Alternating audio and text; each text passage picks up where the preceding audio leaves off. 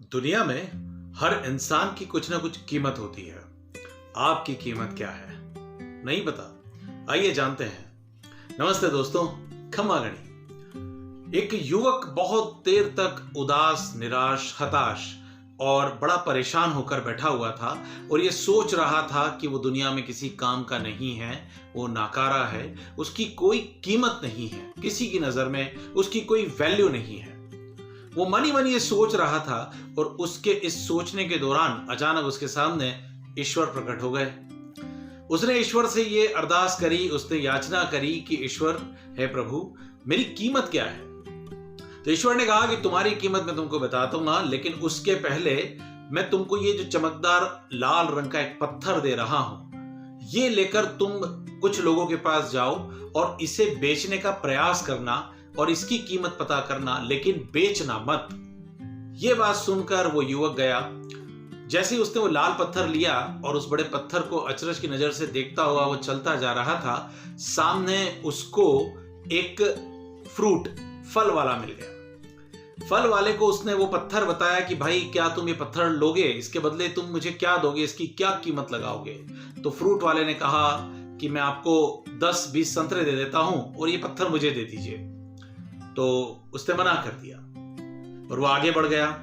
आगे बढ़ने पर उसने देखा कि एक सब्जी वाला बैठा हुआ है। उसने सब्जी वाले को पूछा कि इस लाल पत्थर की क्या कीमत तय करोगे?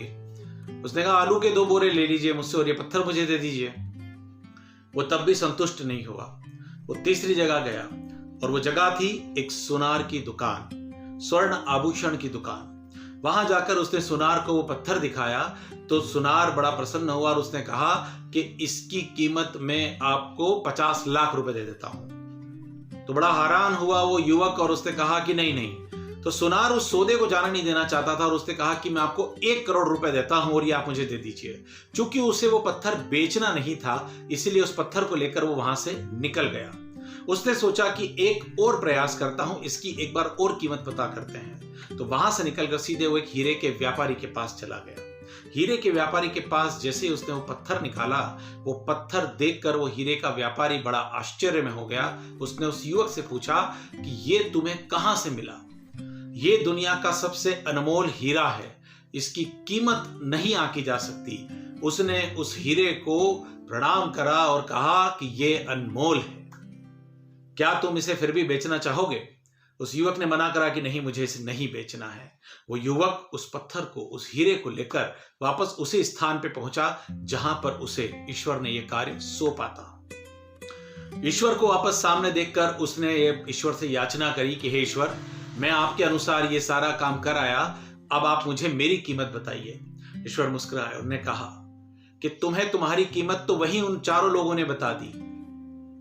याद रखना कि उसकी सही कीमत जो थी वो उस हीरे के व्यापारी ने लगाई। सिर्फ वही उसका आकलन कर सका, वही उसकी एक कीमत और उसका वाजिब दाम जान सका।